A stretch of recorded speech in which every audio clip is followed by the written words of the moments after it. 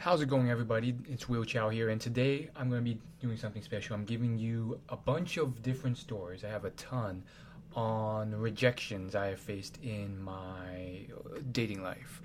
Of course, I could talk about rejections in career and so forth, but I think the dating ones are the most fascinating. More so, this is inspired by a thank you letter, a thank you email I got.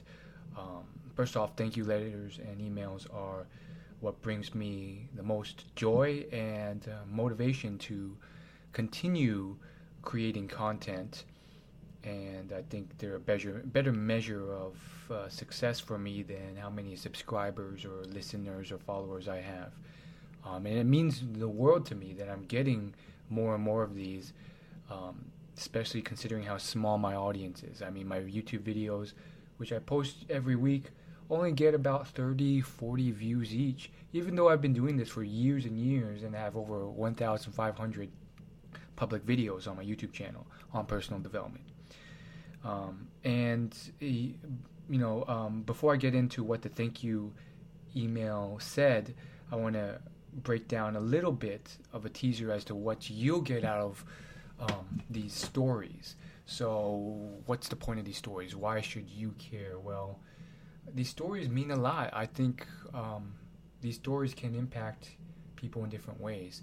Some people might take away that rejection or failure doesn't kill you, and you can keep going and persevering, and that will help them actually try for once.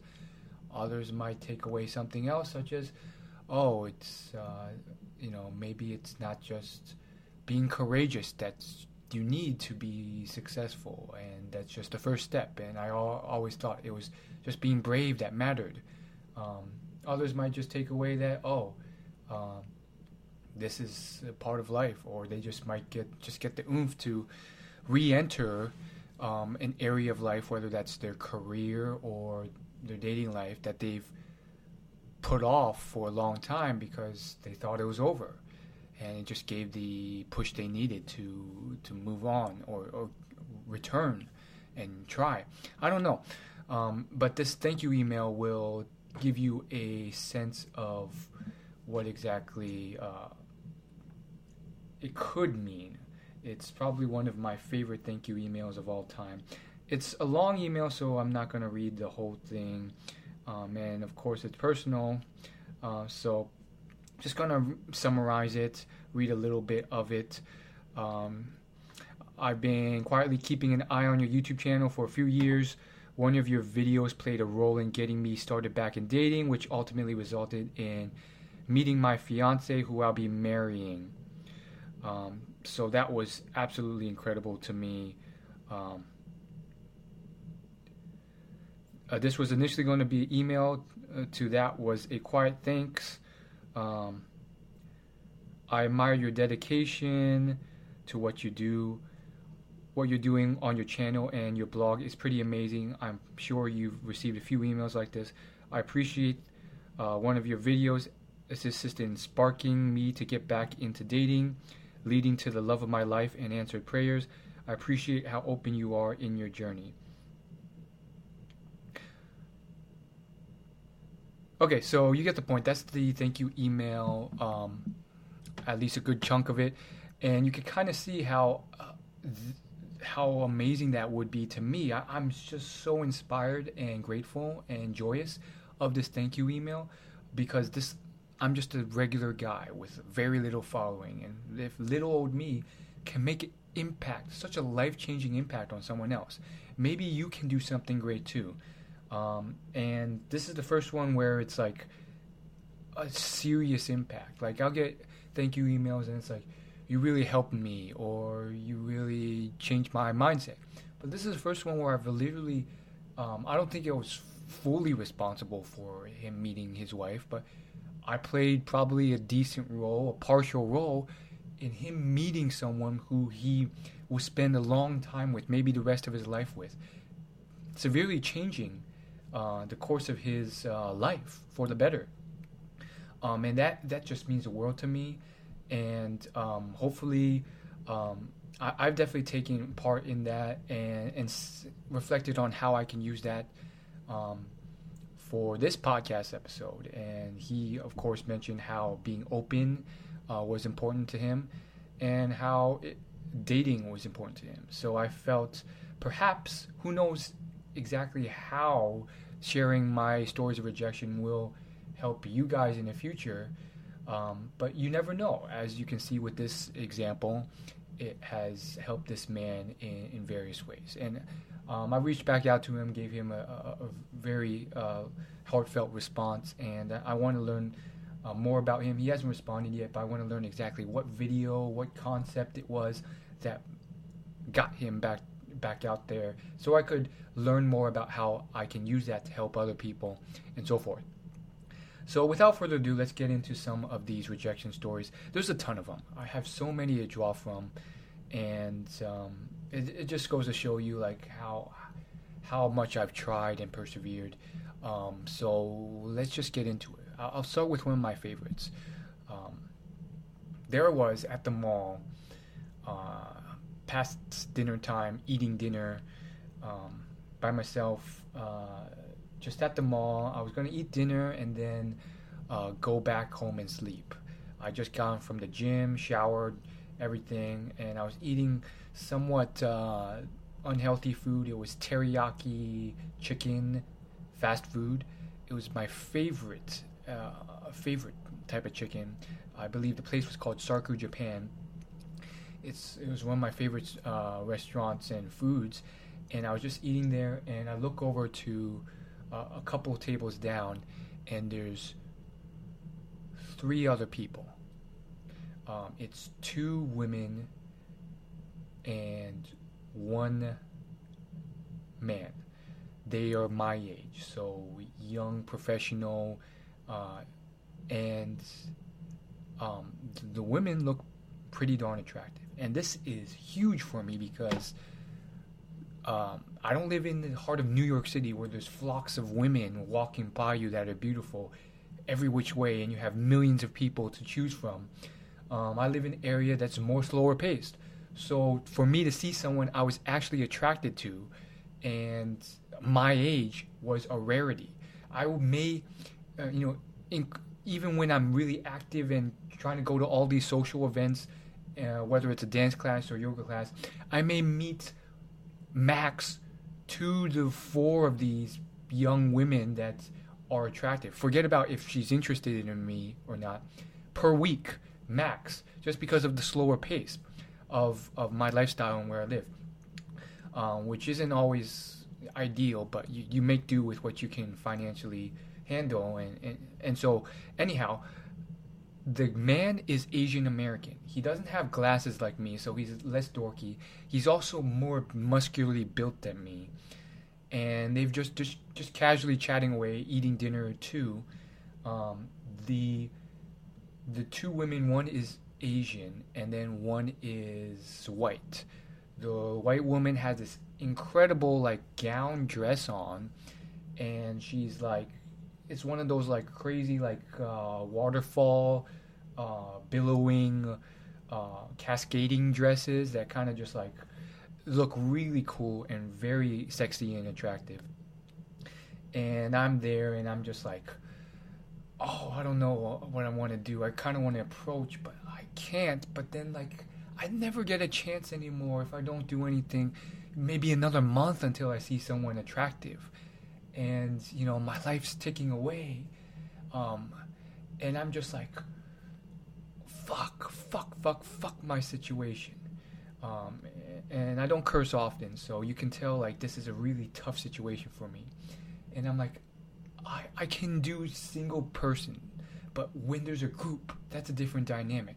Especially when there's this other big Asian guy there who can just knock me out.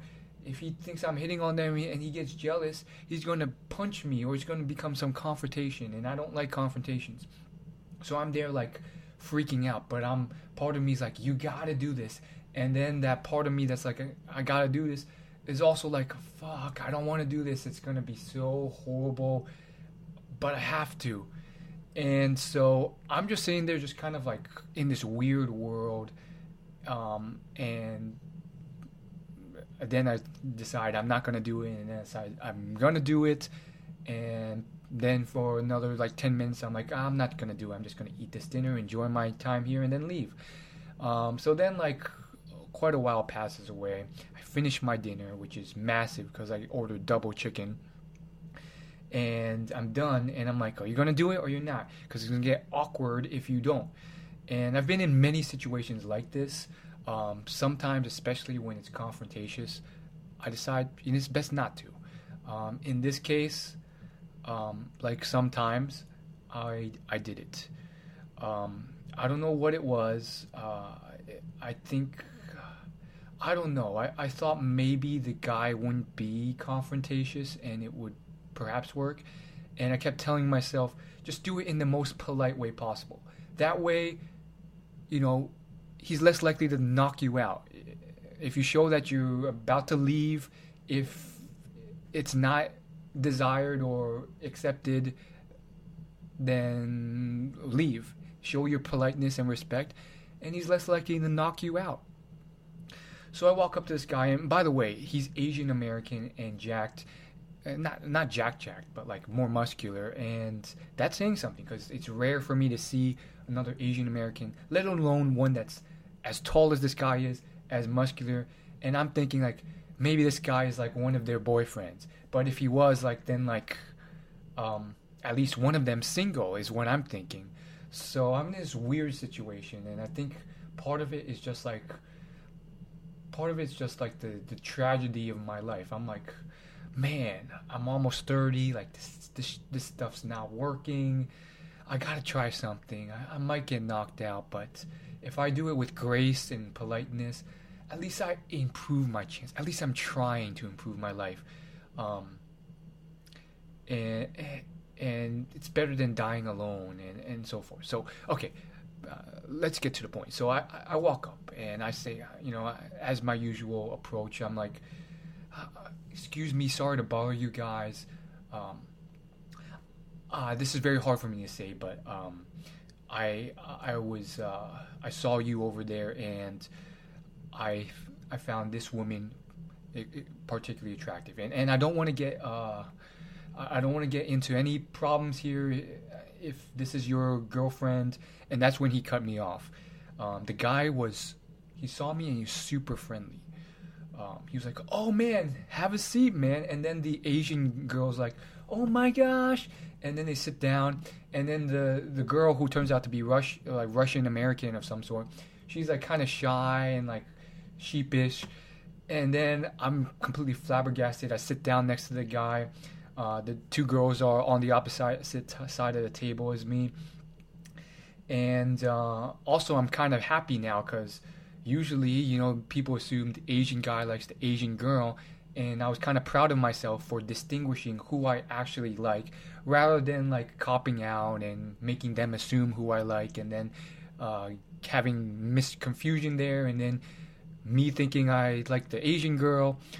So then the Asian girl is just like very talkative, very American too, and just trying to like not set us up, but kind of like direct the conversation. She's like, "So this is XYZ," whatever her name was, and then like, "So where are you from? What do you do?" And she was like very interested in who I was and like very enthusiastic about it. I'm flabbergasted. I was flabbergasted because a lot of times the interaction from the start does not go well. Heck, I approached a girl today at the mall. The only girl I was at the mall to resell something. Actually, I was trying to buy and sell something, but that's a story for another day. And so I was only there briefly, and then I approached this one girl, and she was not so nice. Not rude, but she was just like, "I gotta go, and I got a boyfriend," and so forth. And I was surprised because oftentimes sometimes they're just very cold, very rude to me, and they'll just straight up ignore me, or they'll just give me this like cold, disgusted look, or they'll just immediately say they're not interested before they even got to know me and my personality or anything about me. So it was just a breath of fresh air, first off, for that to happen. And they were just very nice about it. So then they talk a bit more. They learn a lot more about me, and then I asked a few questions about them. Just talked a bit. Eventually, the conversation just kind of drifted back to like what they were talking about. Maybe I wasn't the best conversationalist, so I guess they directed the conversation, or they got bored of talking to me. And then like they're very friendly about it too. Like sometimes when that happens and drifts away, it just gets very awkward, and then like I'm forced to leave. But they were very friendly. They kept me back. Then they said, "Oh, you want to walk with us?" And then they basically like walked around the mall for like 10 minutes. Then they went to the bathroom and then to the parking lot to leave. And they say they don't go to the mall often. Um, and Yeah, then when they were in the restrooms, like the women spent much longer in the restrooms, and so then I had a little bit of an awkward situation with the Asian guy. Like he was very friendly and stuff, but then there's just like awkward pauses in the conversation. I tried my best to be friendly and keep the conversation going, and he did as well, I believe. But I guess we both weren't that good at it, so there's some silences there, and I kind of learned there. I was very honest with him there, and I was like, um, frankly, I thought you were going to knock me out or punch me in the face or something because I thought, you were the boyfriend or something, and you're going to be very jealous or antagonistic when I approached. And then he revealed his perspective about it and why he was into me, which I'm actually very thankful for. And at least one thing, one good trait I have about myself, forget about whether or not other people see that or it results in dates, but at least he saw it. And what he said was that he basically said, "Oh yeah, if you were a bad person, I definitely would have punched you or knocked you out or done something, and I would have definitely said that this girl was my girlfriend. Heck, I would have said both of them were my girlfriend. Um, but I thought you were a nice guy. I could tell you were a nice, um, friendly kind of guy, and so of course, I didn't. I welcomed you in." Those weren't his exact words, but that was the general intent behind his message. I can't remember exactly what he said, but I do remember that was the theme of what he was saying, and that kind of stuck with me a bit. And I was like, you know what? At least some people see something redeeming about myself, and that's really cool. I really, you know, people make assumptions, and sometimes those assumptions are wrong. Maybe they think I have nothing to offer because they just see me as this dorky Asian kid or something. But sometimes they make assumptions that I think are generally pretty right and good. And in this case, this guy, he thought I was a really friendly guy and a nice guy, and he didn't see any threat there, and so he welcomed me in. He asked me to sit down, and he was like, "Join us."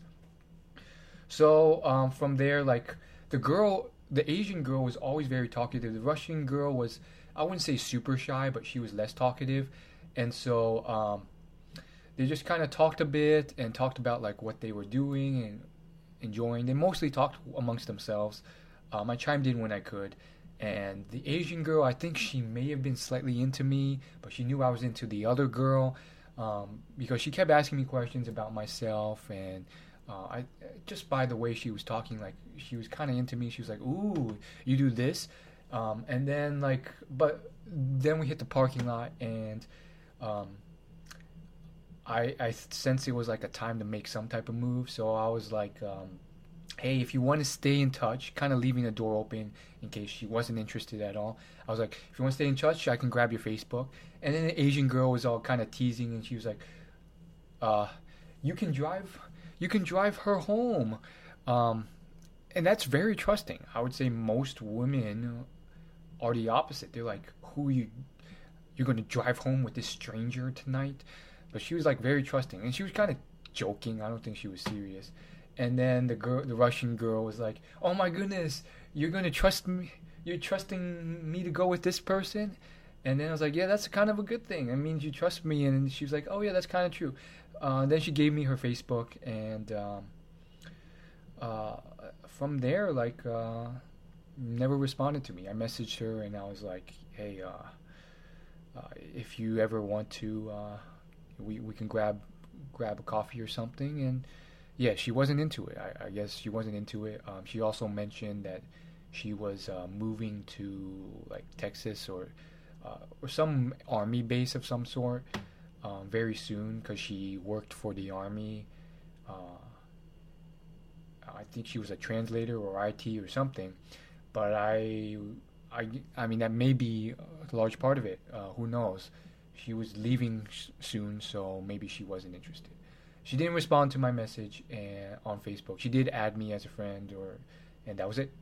So that was my first, I guess, rejection story that is generally more positive than usually what happens. I guess now would be time to go into a more negative one.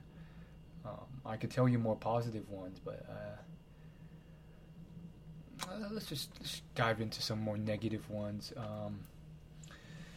I don't know if I want to just choose the most negative one ever because that's not really representative. And although it happens sometimes fairly often, it's like it is what it is. I guess I'll give you like I'll give you like a decent one. So, Latin dance classes. It's one way I have tried to meet women. In the process, I've become an intermediate Latin dancer, whether it's salsa, bachata, or merengue. I've become pretty darn good at it as a side benefit from taking all those classes. So I took a lot of drop-in classes for about 2 years, and I still do. I still go to these classes, and there's so many stories I can tell you of just like how it just didn't work out. I'll tell you one where I went to this class and I just knew, just going to so many different ones in different locations, that it's usually a crapshoot. May just be my location or something, but like the girl-guy ratio isn't good, the age range isn't good, but I had to make do with what I could, and this was like the best event I've ever tried. Like you go to a board game meetup, a book club, I don't know, there's a bunch of other things, a Game of Thrones event.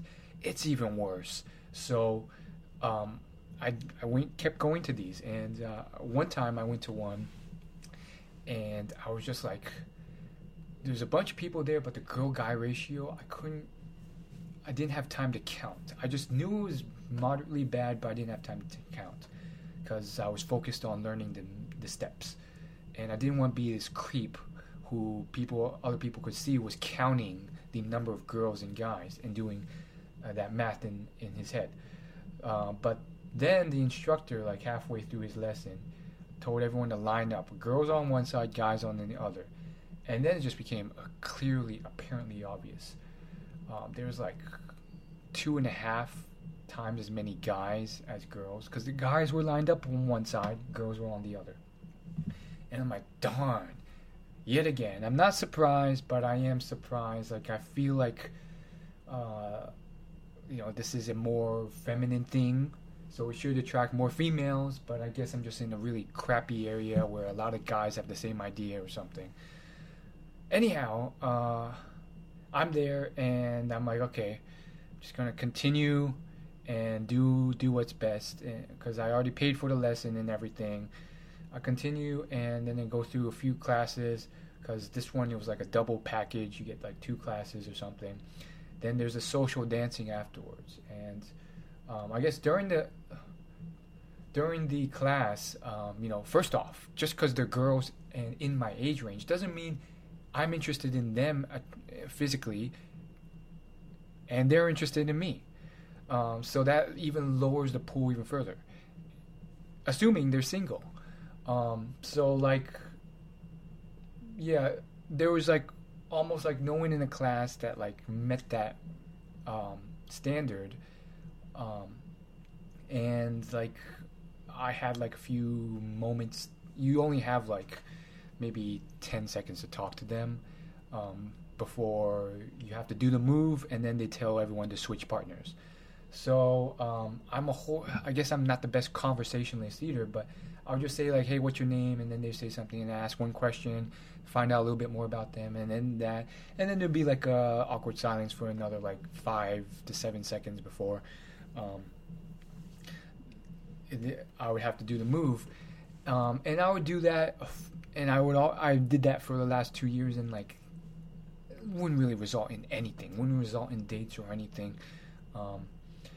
And so didn't really detect any girls that were like super into me that I was into as well, just based off those interactions. And then after class, they play this loud music, super loud music, and you can't talk because the music's too loud. And then it's this open social dancing portion. So the music's super loud, you can't hear anything, and that it's really hard to have a conversation then. But nonetheless, I do what I can. I sit there partially, and I'm sitting there just trying to like figure out who to ask out, because like there's other factors involved. Like when you're in the environment, like I don't want to approach someone who's like too advanced, because there's some really advanced dancers there, and then they're like, oh, you only know 3 moves, I'm not dancing with you. Later on, I learned, I'm still learning that maybe it's okay to do this, and then if they say they're not interested, they don't. It's better than just sitting there twiddling my thumbs, sitting in a chair while everyone else is dancing. And then like, you don't want to, approach someone who has a boyfriend or anything. So like, I think one girl I did find attractive, she would always hang out with like these other 2 guys she came with, and right after the class and like right before. And so I was like, that must be her boyfriend or something. I don't want to start a conversation, so I'm not going to talk to her or approach her. There might be some issue there. So that's another thing. But let's just fast forward to, I guess, the rejection part. So actually, the rejection didn't happen in this event. So in this event, the one I'm picturing in my mind, all that really happened was I ended up sitting there a lot, twiddling my thumbs. Then I eventually started working up the courage to just ask people out to dance. And I would dance and have short conversations. But then I would just go home empty-handed. Like, I would go home and I'd be like, man, I just spent all this time, invested the last 4 or 5 hours, and I had some conversations, but it didn't result in any dates. I thought, just being myself and natural, that it would happen, and that, a girl would show some obvious signs that she was into me, and maybe that would lead into an obvious opportunity for me to, ask for a date or something. But no, and it's been like 2 years. So that's what happened in that event. But in a very similar event, in a similar venue, this time the girl-guy ratio was much better. There was like 6 girls and then 2 guys, including me. The problem was that all the girls were, well, not all of them. Like, I would say like 4 or 5 of them were like at least a decade or 2 older than me. So that was off the table. And they had wedding rings on. And then like the one girl that I think was in my age range, I just wasn't attracted to her physically. And in that event, that was where I guess the more clear rejection took place. And that was really when I basically, like, I was about to leave. I pretty much spent like 3 hours there, 1 hour doing the class, which was too beginner of a class for me, but I was already there, so I was like, I'm going to take this class, even though I already know everything he's going to teach. It's super beginner. And then I spend like an hour and a half, maybe 2 hours, just dancing with the other people there, because they showed up, they brought their friends, they wanted to dance, and I wanted to be polite and have a little bit of fun too. So then I spent 3 hours there, and I'm like, nothing's gonna come from this, I know, but I drove like 35 minutes to be here, and blah blah blah, and I'm gonna stay here. So then, this one girl who's pretty darn attractive, super attractive, sits there, and sits down, and I'm like, shoot, I think I'm gonna have to stay and ask her to dance. So I finish with my partner, ask her to dance, and she's like, yes, I do, I want to, but I need to go to the bathroom first. So give me like 2 minutes and I'll be right out. Probably not even when this song finishes. So I wait for her, and I wait, and it seems like 5 minutes gone by, she's still not out of the bathroom. So I dance with a couple other people, and then dance with a few more people. And then she finally comes out, and she doesn't go to me, she goes straight back to her chair and starts rummaging around, going on the floor. There's a table blocking my view, so I don't know if she's like cleaning the floor or putting on dancing shoes. That takes her like another 5 minutes. And I'm like, okay, now what's going to happen? She doesn't walk up to me next. She walks up to like the band, and she's like looking off in the distance, and she's just standing there. And I'm like, okay, if she wanted to dance with me, she would. So I don't know what she's doing. What the heck is she doing? She waits for the song to end. The dance floor clears. She doesn't walk to me. She walks past me to the bar area, and then engages in like two people I guess she knew. She hugs them and talks. And I'm like, okay, I'll wait. I sit there waiting. 15-20 minutes go by. She's still talking and everything. And then I was like, okay, fine, I'll dance with another person. Then she comes back. She walks straight past me, and I'm like, okay, she's not into me. She chose to reject me, and she was just being too nice to say that. And then back in my mind, I'm like, maybe she's waiting for me to be more assertive and ask her to dance. But I already did initially, so maybe she was just polite and she didn't want to cause a scene, so she lied rather than say she didn't want to dance with me. Then she talks a bit more. Then she goes back to the bar. Then she grabs a drink from the bar with her male friend, and who also is holding a drink. Then they go back and they sit down, and then they start dancing. And I'm like, okay, whatever. So I start dancing with a couple more people, and then the song ends, and usually 99 times out of 100, the girl moves on to another guy to dance with. This girl continues to dance with this guy, and then it happens again, and then I'm like, okay, this is not going well.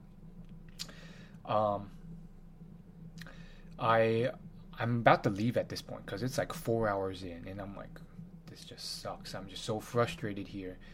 I really hate doing this, but this is my reality. Like, you can have an abundance mindset all you want, but the reality is that there isn't abundance here. So, this is my one shot, at least for today, at meeting an attractive girl. Probably even for this week. So then, it really just sucks, but then she goes and she stands there for a split second, like moves her head past me, doesn't give me eye contact, just moves her face right to me and then around past me, sees this other guy, walks up to him and asks him to dance. And then you can tell that they're kind of like talking and they know each other. They've known each other for a while. I think there's even like a small hug. And then they dance. And they dance for like 3 or 4 sessions in a row. And then I'm like, screw this, I'm going home. So I walk out of the bar and I walk home, and then I get in my or I'm about to get in my car, and I'm like, I just don't know what to do. I'm really frustrated, but I kind of want to, I don't know. Am I doing something wrong? Is it her fault? I feel like that's pretty disrespectful for her to do to me. Maybe I should at least ask her why she was doing it. But I'm mad, so I tell myself, I'm going to calm down. I know women are scared of confrontation, so she doesn't want that. And so I need to calm down and be in a calm state before I even consider walking back into the bar. If they'll let me, if the bouncer recognizes me and I don't have to pay again. So I spent about 20 minutes just calming down, deciding whether or not I should re-enter the bar. I end up re-entering, and this woman is with another man, and they're also talking like they've known each other for a while, or they're just very much vibing. And then they dance like 2 or 3 times in a row, song after song. And I'm waiting there, see if I could talk to her. And then they chat, and I feel like they look at me when I'm not looking. And then they go to the bar, and they're just chatting at the bar. And I'm waiting, see if they'll chat long in the bar. Probably wait about 10 minutes. They're still chatting at the bar. And at this point, I'm just like, okay, maybe like she thinks I'm a creep, and she thinks I'm going to creep her out. And she's literally asking these men to stick with her so that they can protect her from me or something. Or maybe I'm not that important, so probably they're just good friends and I have nothing to do with it, or they don't even know I exist and she just forgot about me, or is not interested, or probably has a boyfriend, or likes one of these other guys. And the guy, she's a bit of a stunner. I wouldn't say like she's not like supermodel, but she's definitely above average for sure. And then the guy she's with is like this bigger guy with a very loose oversized like plaid dress shirt on that's unbuttoned, and he's got something going. He's spitting some game, or just like good personality or good person, and they're getting along very nicely. And I'm like, okay, one of these guys is her boyfriend, or if not, like she clearly has no problem getting dates. And I kind of offered myself out, and she wasn't interested and forgot about me. So that's another unfortunate story of rejection. I'll do one more along this theme, and then I'll jump into like another in-person story. So this is more of like a digital story. So for me, the online dating apps are really bad. Like, I'll be using all 4 of them every day. All the major ones: Bumble, Tinder, Hinge, Coffee Meets Bagel. And I'll max out my free swipes. So you get a certain number of swipes, yes or no, each day before you hit your limit. And I'll be on there every day, maxing them out. Not because I want to. It's very tedious work. It's not enjoyable at times, but I gotta maximize my chances. And very rarely, maybe once a week or so, I'll get a match. And the person I match with isn't very that desirable to me. But I make do with what I can, usually. And what makes it worse is that even when I get like 2 matches a week, or 3 if I'm lucky, I think it's different for women, because they have such a large supply of matches that they can just stop replying to messages easily, because they can afford to be picky. So I'll like try and chat with these women, and within like the first message or second, I'm really lucky if I make it to the third, they'll just stop responding, and I'll be like, what happened, what's going on? And they just won't respond. So like that's another issue. Of course I'm working on it. I haven't been working on it as much as I can, maybe just because I'm not as witty or clever, but I really should work on making my messages more like stand outy in a way, to just kind of make them more unique to get them. But it's just like a really tough uphill battle. And then so that's another form of rejection. In fact, one time I went to a bowling meetup. I drove like 40 minutes to get to this bowling meetup. It wasn't my first bowling meetup. And I get to it, and I'm just hoping, please don't be 20 guys and like 2 girls, because that's happened before. And it wasn't. It was like 3 girls, and actually it was 4 girls, 1 guy. One girl was like middle-aged, older than I'd be interested in, and I think she was married or something. and then 3 other girls who were my age. And I was like, okay, this is actually pretty good. And then one of the girls, immediately off the bat, she's like, oh, I matched with you on Hinge. And I was like, man, this is, in my head, I'm like, man, this is going well. And then she even joked like, oh, this is our first date. And then from there, it just went straight up downhill. Like, the girls kept to themselves and just kind of talked amongst themselves. I tried a bit to like keep conversation going with them, but like I feel like they just kind of like stuck amongst themselves. Maybe it was me. Maybe I wasn't being assertive enough, or like trying to keep the conversation going enough. But they just kind of like kept talking amongst themselves and so forth, and I was just like the fourth wheel or something. They all kind of knew each other very well, and I don't know. Maybe they thought like I only wanted to talk to the girl who was matched with me on Hinge. And for me, frankly, I know that most of the girls who match with me on Hinge don't keep responding. So that was another thing. So yeah, at the end of the night, I just kind of talked to her a bit more, and I was like, so you going to go back on Hinge? And she was like, yeah, I'm sorry I didn't respond, and like, this is, I'm not focused on my dating life right now. I'm more focused on career. And I was like, fair enough. And then I just said goodbye. It was just a very bizarre situation, and just being myself, as they say, wasn't working. So that was another area where I was like, oh my goodness, this might actually lead somewhere. And the girl there was like, she was all right. She was like average looking. I was like, this isn't like the girl of my dreams, but I'm willing to lower my standards a bit. Like, it is what it is. And that didn't end up working out, which is okay. I mean, I try and tell myself it's okay. It's like, I'm still alive, healthy. I got money in the bank. Not an excessive amount, but I'm not starving to death. And yeah, I got some. I got a podcast that brings me joy. So it's not the end of the world, or at least I try to tell myself that when I'm really down. So that's another story of rejection, but I'm sure you probably are itching for a more harder rejection, maybe even a stone cold, horrific rejection. Those are actually quite simple. Like, the story isn't as long. It's usually something like this. I'm at the mall, or I'm visiting some tourist destination, and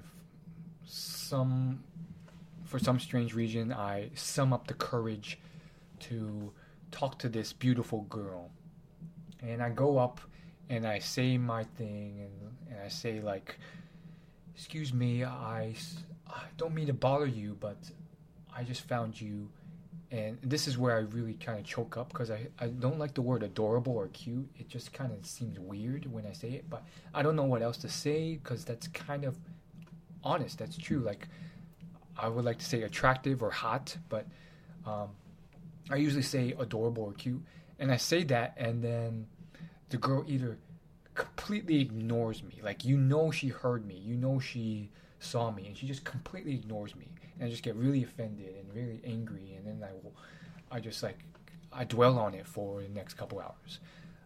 Or she just waves her hand at me and just like pushes me away, or literally pulls her body language away from me. Her face, her body, her chest just moves in the opposite direction. Like, oh, don't talk to me. Like, get away from me. Like, her body language is like turning away from me.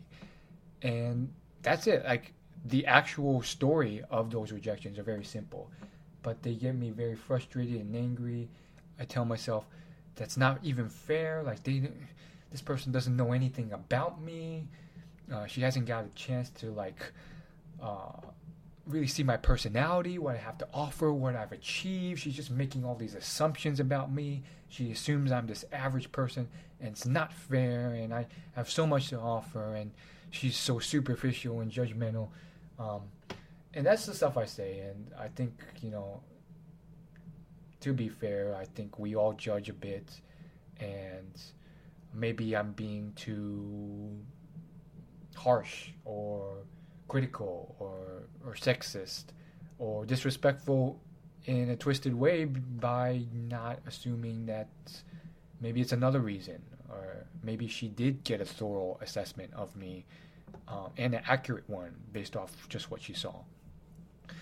Um, I like to think not, because I mean I've done many incredible things. I'm running this podcast. Um, I've managed to do some solo traveling. I've gone to some crazy cool places. I'm very courageous and I'm smart. I'm hardworking. I've done all these other things. But regardless, those are those cold rejections I really don't like, and it just happens. And sometimes it's not from the initial sentence. Sometimes I go in an indirect way, and I'm like, you know what? Hey, I really like your style, and the conversation is going all right for like a couple moments, and then I try and ask another question, and then she's just like, you could just tell she's figured out that I'm hitting on her, and then she just turns away and just completely, almost disrespectfully, just ignores me completely, or just says, usually she doesn't say anything. She's just like, no thank you, or she's like, her face and everything is just like, don't talk to me anymore. And yeah, it's just like very hurtful. So those are the rejections I think that are probably the cold ones that fit the end of the spectrum towards what you're thinking of. And I try my best to be more empathetic about that. I've been doing that more lately, because you never know what's going on. Maybe she has a boyfriend. Maybe she gets hit on 100 times a day, and she has to be that way to live a normal life and not have her life consumed with people trying to chat her up and have conversations with her. Maybe she's not straight. She's a lesbian. Maybe she's just in a hurry. Maybe she's just not interested in me, and that's okay. Not everyone is interested in me. I guess I'll tell you now 2 quick stories of 2 women I'm very grateful for, because they rejected me in very kind, gentle ways, without being rude, without it taking up much time, and because they were both above average in attractiveness. Like, if anyone has the kind of luxury to do that, it'd be them, because they were like a notch down from a bombshell. Like, they were both super attractive. And it's crazy that like these women were kind enough to do this, and others who were less attractive weren't. So one time I walked into a store. It was called something weird, like Anthropology or something, and it's like a very common store for women to go to, because it's, I guess, the fashion trends in there are just very desirable to women. You always see young, attractive women walking through. Maybe not a lot, maybe just 1 or 2, but usually you'll see them in there. And I don't go to this store often or anything, but I was like, couldn't hurt. I mean, I know I'm probably not gonna meet another girl for a while. Going to like these other places I'm going to, these fitness classes and stuff. It just so happens, the area I live, there's a lot more older women with children. Couldn't hurt to just stop by Anthropology and see if maybe I get lucky. I do. I see a half white, half Asian girl, and those are usually the most beautiful girls. That's one upside to dating an Asian man as a white woman. I think American culture especially has kind of made it seem like they're not attractive for many ways. I mean, there's so many attractive things, and I would like to highlight in this one sentence, in this one instance, moment, that, hey, our hybrid babies are the most beautiful out of any culture, and you've seen them, and you know. So she's there. She's got like freckles, which is crazy. She's like this half white, half Asian girl. great sense of style, beautiful.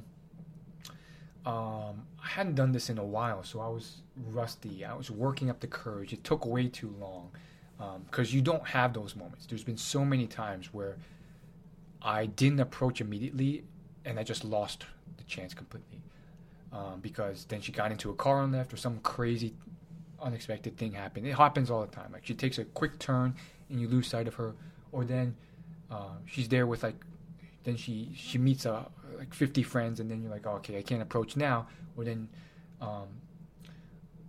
or then you lose her. So like, I took way too long, and I risked losing her. Like you have to approach immediately, because I've lost so many situations where I didn't. But I was rusty. I don't do this often. I don't get many chances. For me to even see a girl that I find attractive, that's my age, that's single, it's like, I don't know, spotting a unicorn or something.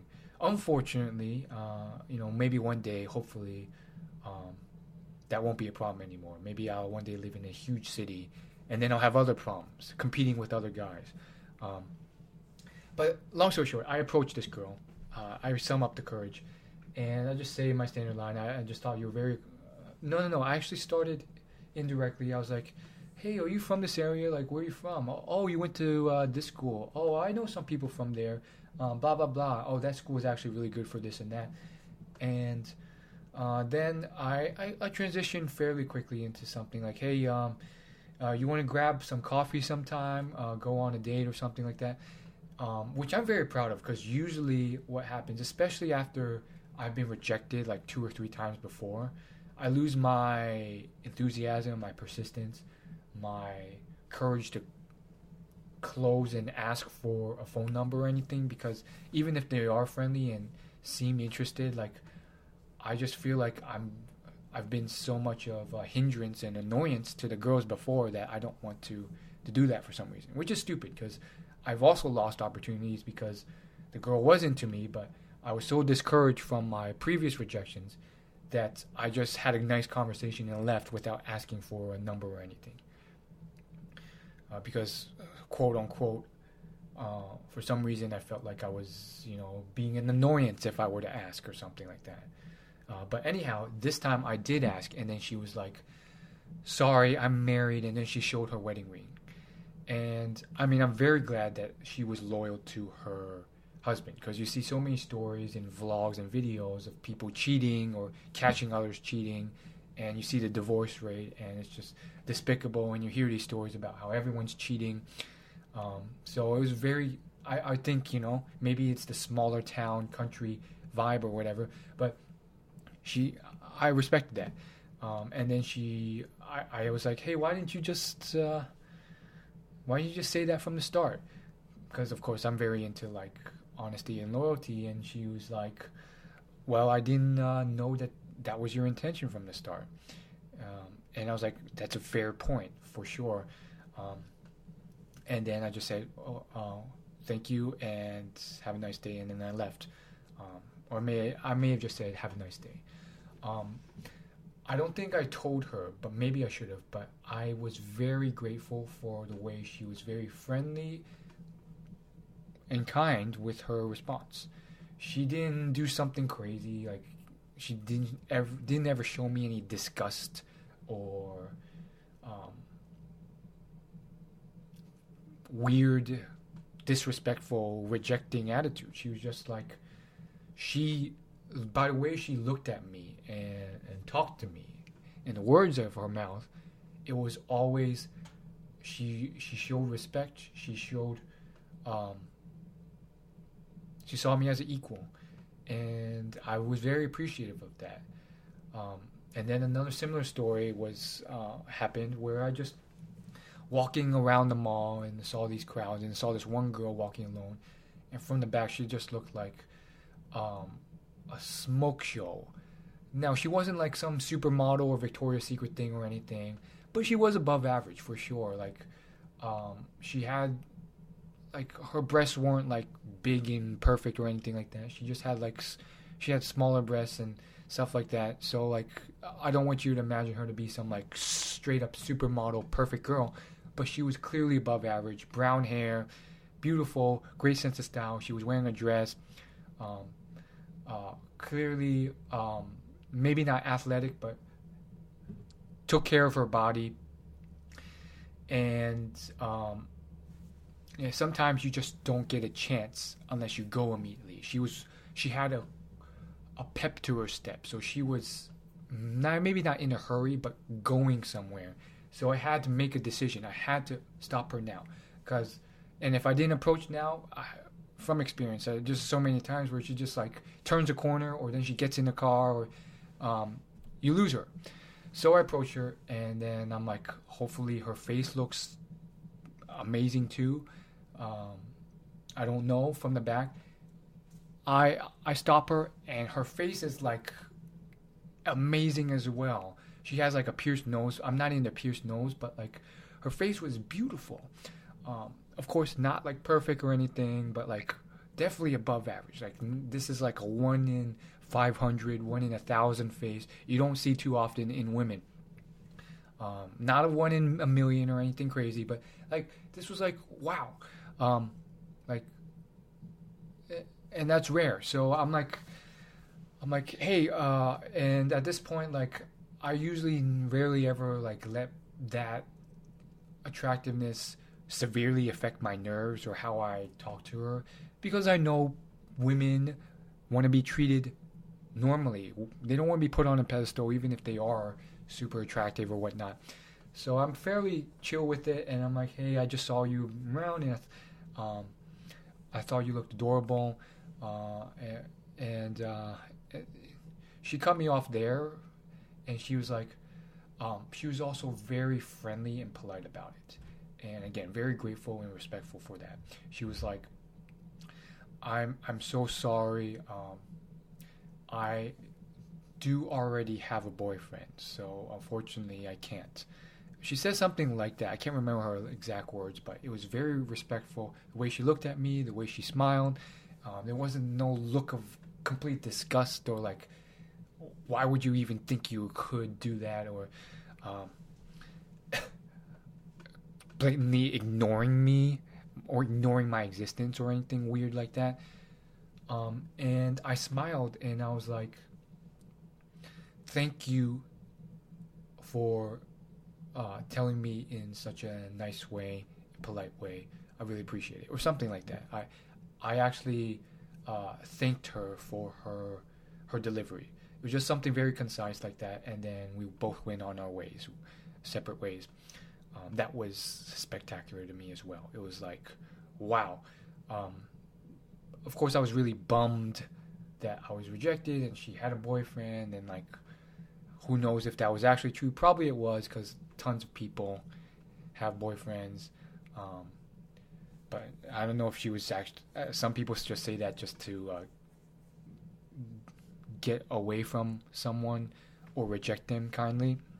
But I was bummed about that, but I just walked away feeling good about myself, which is not always the case. Like, most of the time, it's like, man, did she have to reject me in such a weird, disrespectful way? Or man, she just rejected me without even giving me a chance. She didn't know anything about me, and blah, blah, blah. But this one was just like, I walked away feeling good. I was like, maybe she was into me, but she had a boyfriend. She looked at me with respect and dignity, and she did it in a gentle, kind way.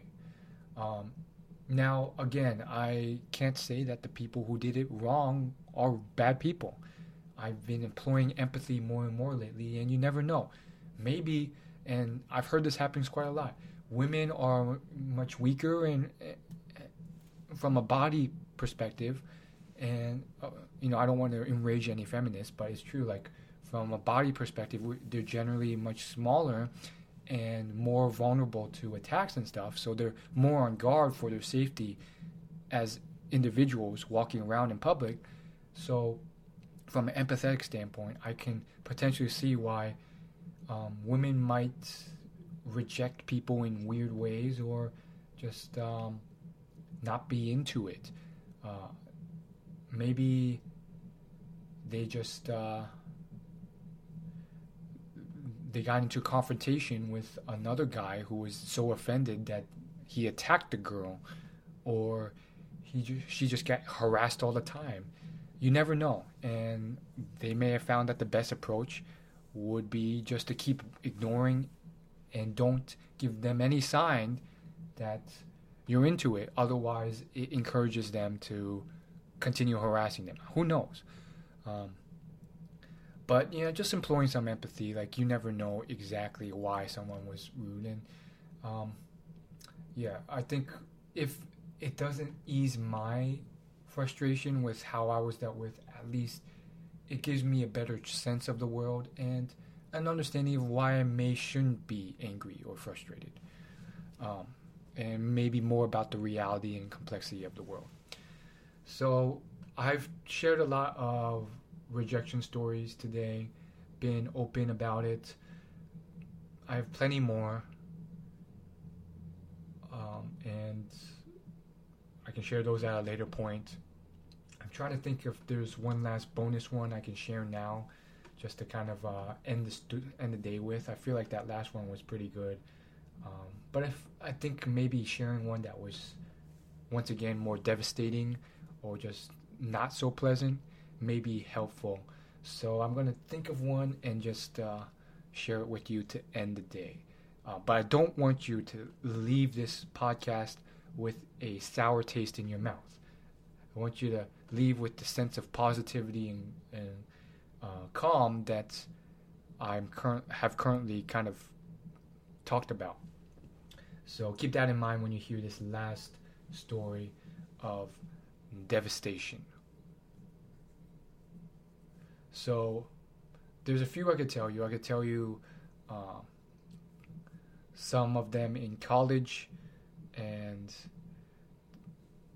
but they would just be very simple and similar to what you've heard before, with slight adjustments. Like the women or the girls, since they're still in college, I don't know if they're fully grown women yet, but similar thing. But then the girl would be like, just kind of like looking down on me and like saying like no thank you, and you can tell she just wasn't interested. Or they'll say yes and then they won't respond to the text message. I guess the one I will tell you about did not happen in college, because as mentioned, most of those are fairly similar in terms of response. You get the idea of what happens. And it's a bummer, but it is what it is. I guess the one that is super devastating that I want to tell you about is what happened after college. So I guess this one time I went to a bar. I never go to bars unless it's for like a dance class, because bars and nightclubs are few and far between, but more importantly, they're just a horrible scene for me, in my opinion. And lately I've been following the dating advice of Tucker Max and his podcast, The Mating Grounds, which calls for a holistic, honest approach where you maximize your chances by going to environments where you're best suited to show off your best traits. And I don't think a bar or nightclub really does that, because it's just super loud and you can't talk, and it's really good for what women can see visually, which I'm not strong at, and confident, super outgoing, confident, charismatic people, which I'm not. So I'm still looking for like the best introverted event where I can kind of talk and show off my personality and traits and so forth. But in this story, I did go to a bar.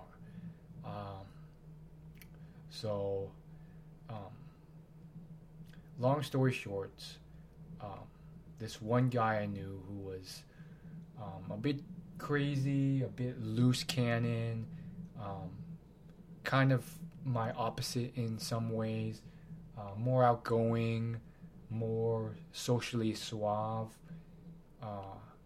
but also like not that good with personal finance. Spent a bunch of his money. Um, he, for some reason, found me to be like a good person or a good friend or whatever, and uh, for whatever reason, he um, I met him working. Back then, I was working at a restaurant, and he was like, "Yo, let's go to a bar and just have fun." And I was like, "Okay."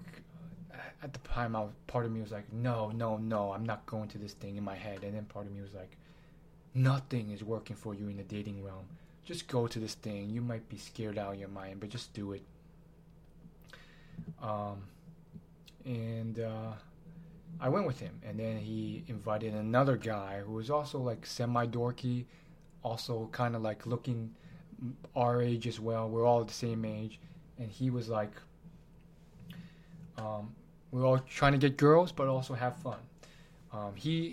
So the outgoing guy, he was more like, just have fun, man. Don't worry about the girls or anything like that. But then like all three of us, like on some level, I could feel like we're we're there to meet girls. Like you could tell, because by the time we got there, like he was saying stuff like, "Oh man,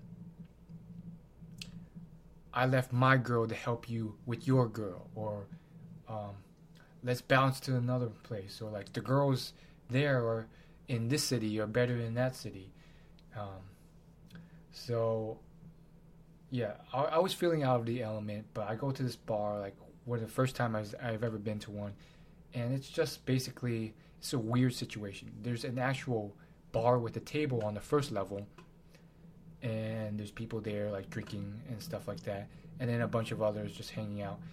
This guy bought me a drink too, um, and at the time I don't know why I was so like skeptical or resistant to him.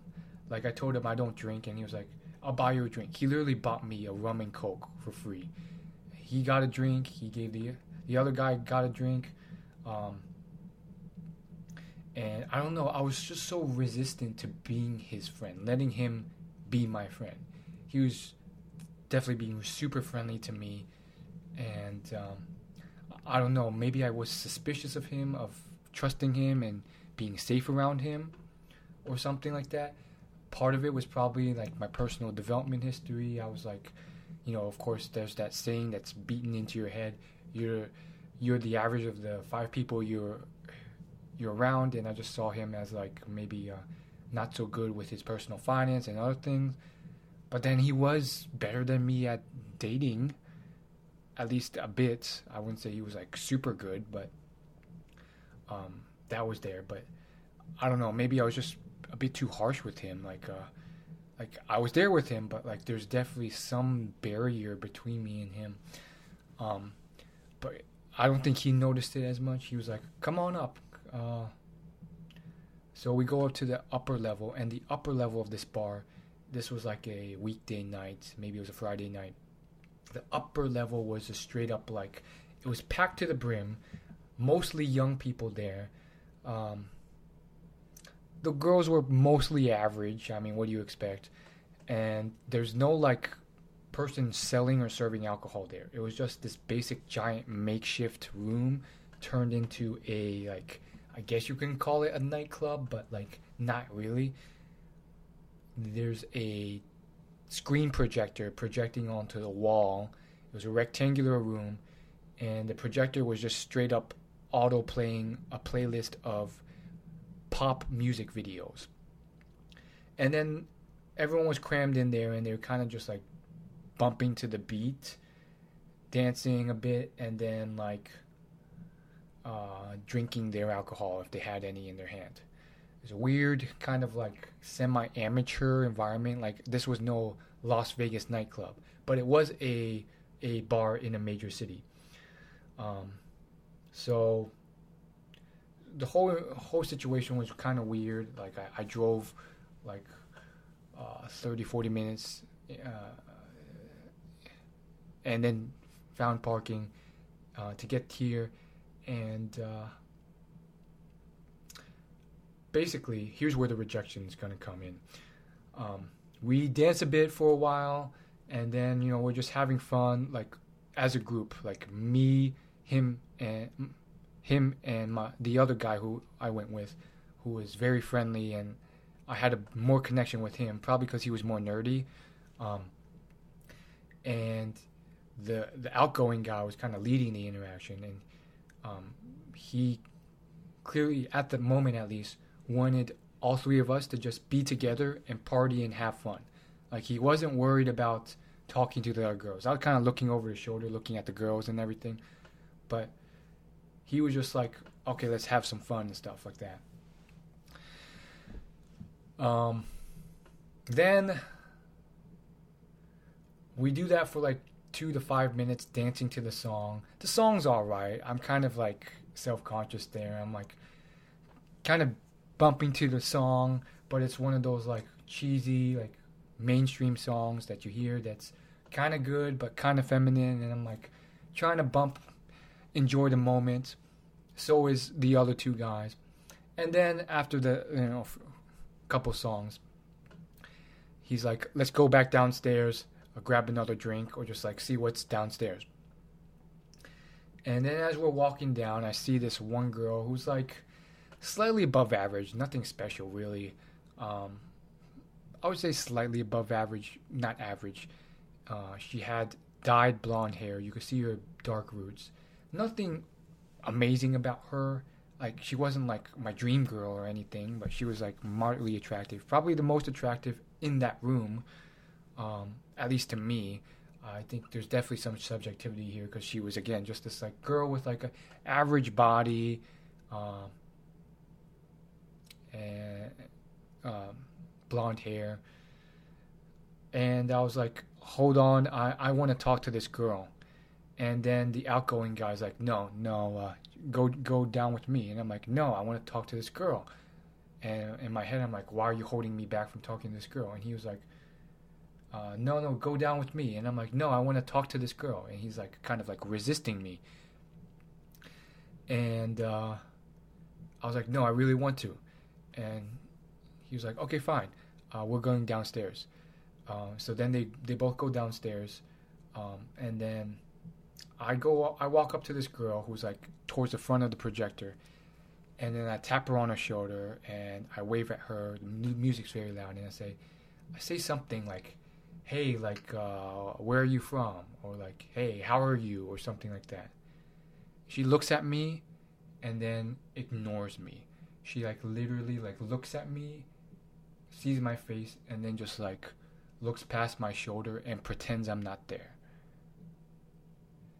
And I know she saw me, and I know I may have said like something else to just follow up, maybe confirm that she's ignoring me, and she ignores me. And it was just like horrible. It was like so disrespectful, ridiculous, childish.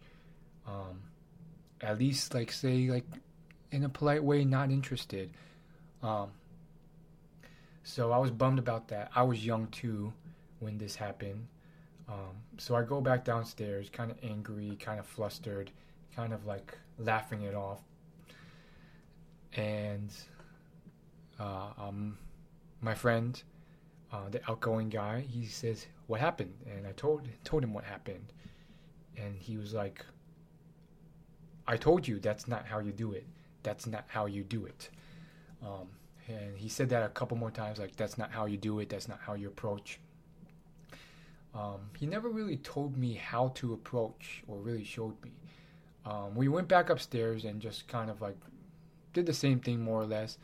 And then we split off. Each of us were talking to one girl at the venue. My girl wasn't that attractive at all. She was pretty darn average, as were the other girls. And she was kind of apathetic as well. She was like, kind of like, just like whatever. Like, she wasn't that into me or anything. And I was a bit offended and frustrated about it. So, like, when she asked me what I did, I started to get kind of angry about it. And I was like, in fact, I've done a lot of things. I've done this and that, and I read all these books and this and that. But it was in like an angry way. Like, Probably, I mean, it wasn't super angry. Like, I wasn't like yelling at her, but I was a little perturbed, and that obviously isn't the best way of, communicating with a girl. But she was kind of okay with it. She was like, "Wow, you did a lot of stuff. You're probably gonna," um, she was like, "You're probably gonna work at Google or like make him." She didn't say make $1 million. She's like, "You're probably gonna own Google in a couple years. Like, I'm just this girl here," and then we talked a little bit more, and then she was just like, "I'm gonna go to the next bar." She really wasn't that into me, I don't think, and she was just kind of doing her own thing. But that was my, I guess, second rejection-ish.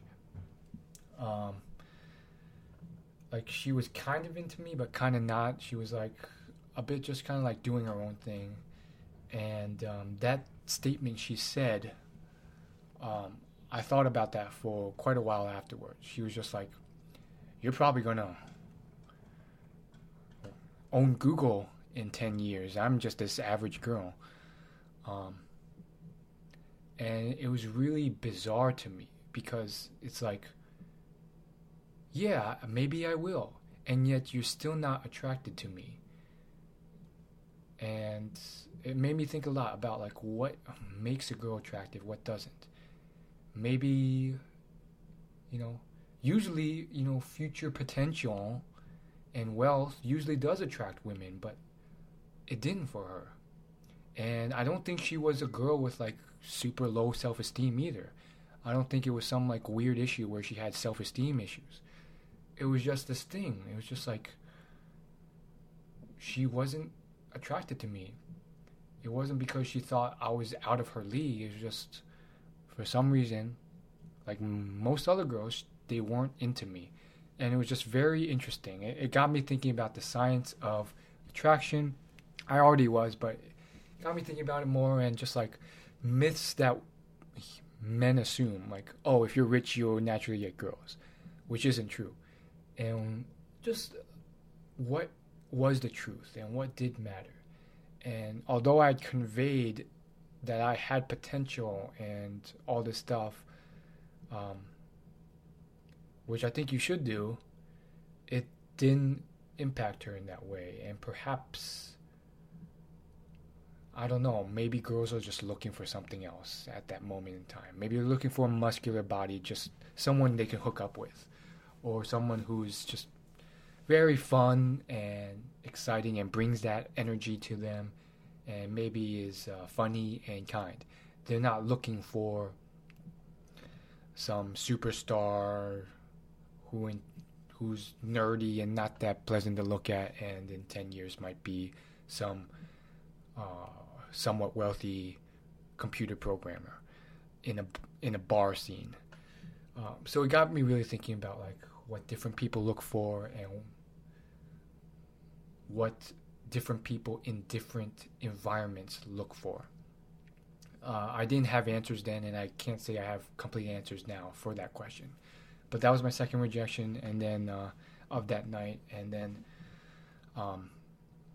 I was gonna go to another bar. I was like, I'm gonna go to another bar too, because she said I'm going to another bar next door, and I told the other guys I'm going to another bar, assuming that I could just go myself and that they didn't have to follow me. And they were like, they both were talking to other girls, and then he was like, okay, we're going to cut off with our girls. So they stopped talking to theirs and followed me out. And I was just kind of flabbergasted and kind of just shocked by the whole situation, because the whole thing was new to me. So it didn't come out of my mouth, but I had it in my mind to say, like, you guys don't have to follow me out, or lose your girls. Like, I can just keep going. But then the outgoing guy was like, we both cut off our girls for you, man. Bros forever, or something like that. He was like, we both left our girls for you, man. Now where is this other girl? And I was like, I was just kind of flabbergasted, and the whole situation was like new to me. So I was shocked and dazed by it. So all I could really get out of my mouth was just, I think it's this next bar next door. She said she was going to. So then we go to the next bar. We walk upstairs, and like it's empty. And then we walk back down, and we're like, okay, so it wasn't this one. From there, we called it a night. It was actually quite amateurish. We called it a night. It was probably maybe an hour max we spent out and about bar hopping. The whole thing seemed like this huge ordeal for me. I don't know how it seemed for them. But that was literally it. Like, I don't think we went back to the first bar. We just we walked back to our cars, and then he was like, yo, let's get some pizza. And it was this like crappy like pizza place that was still open at that time. And I was like, nah, I just want to go home. I didn't want to spend more money again. I was super frugal then. Frankly, I didn't spend money on anything except maybe parking ticket. He paid for my Coke and rum. I was probably more frugal than I should have been. I mean, there's a point of saving your money and letting it compound into millions, but I'm still working through that, just being super stingy. And yeah, maybe I should have stayed with them. Maybe I should have contributed something. But they were like, okay, fine. Make sure you're safe. Make sure you drive home safe. You're not too drunk, right? And I'm like, yes, I think I'm very sober. I didn't really drink much of your Coke and rum. Thank you so much. Looking back, he was a very friendly guy the whole night, and I was just on the defense with him a lot. Probably too much. Very thankful for him inviting me and doing all that. But I was like, thank you, and I was being a bit of a square, maybe even a stick in the mud. And it was late. By then it was like midnight or something. And I was like, see you guys later. So then I drive away, and then they go and eat at the pizza place. The next day at work, I asked him, how was the pizza place? And he was like, it was complete crap. It was shit. But, they moved on. He moves on like he usually does. He moved on to his moderately chipper mood, like usual, even though the pizza they ate sucked. So that was my night and 2 rejections. It was the one of the few nights I ever went, I guess you can call it bar hopping or going to a bar. And I still get situations where women will just reject me off the bat based off my approach and what I look like before I sometimes even get a word out of my mouth, or when I get 5 words out of my mouth. Still haven't cracked the code on that one. I know some people say that, if you spit enough game or you use this pickup artist technique or whatever, even if you look average or crappy, you can, win over many women, even beautiful women. I haven't gotten it to work yet. I don't know what that technique is. They always explain it in such vague, weird ways, like, oh, you gotta have presence of vibe or some weird crap like that. Who knows what that stuff means? And yes, I am talking about the Real Social Dynamics YouTube channel. So yeah, that's never worked for me. But those are 2 other rejections that I want to share with you today. And I guess you can take whatever lesson you want out of these things. I don't know what you would take. I'm not going to try too hard to try to impart my lessons. Maybe you'll misinterpret them and take crappy lessons from them. But I'm hoping you'll take something that does positively impact your life. For example, you could say that for my last 2 stories, or my last story, you can say the lesson is that it's sometimes you have to let people in, and you have to let them be your friend. Or the lesson is that no one's perfect in every area of life, and if you judge them too much for being bad in one area and avoid being their friend because you want to be the average of the best 5 people possible, in the world, then you're going to end up with no friends. Or you can take a dating lesson from that, and it might be something positive, like I got rejected, but maybe I could impact how I look, how I dress. Maybe the whole vibe and body language with how I approached. Maybe less of a serious hi, how are you doing? Maybe the lesson is that I look really, really nerdy, and that appearance is just really off-putting, especially for girls who may be looking to hook up and looking for someone physically attractive at a bar. So I would have to change my appearance, wear contacts, or go to environments where I have a chance to look past that, or others to look past that. Take what lesson you will out of it. Those are just potential positive, good lessons you could take from that. I was watching a YouTube video by the celebrity menswear stylist Ashley Westing. Awesome advice, by the way, and she has a little bit of a sassy attitude, which is actually quite cool and funny. But the point is, she said something that stuck with me. She made a video about rejection, and she said that every rejection you can learn something from. Something you could do differently that could improve your chances next time. Or just something in general you can learn to improve your life if you look for that. Napoleon Hill, the man who supposedly interviewed and followed Andrew Carnegie, the richest person in the world, around for many years. He says that in every failure, in every obstacle, there is a hidden opportunity of equal or greater value. Every obstacle, every frustration, every failure, there's equal or greater opportunity to make a lot of money. But maybe you can also say there's an opportunity to grow and change your life for the better. The problem is most people don't look for those opportunities or aren't aware of them. So that's it for this podcast. Hopefully it helped. And I want to end lightheartedly, so I want to tell a joke. Why did the duck cross the road? Because he was going to get slaughtered and killed because he was bred in an organic farm that feeds you, raises you, and then slaughters you. I know, it's a bit of a dark joke, but I'm really bad with jokes. It's the only one I could come up with off the top of my head. Thanks for watching or listening. See you in the next episode. Please subscribe and leave a review of this podcast, preferably a positive one that will help me reach more people. Thank you.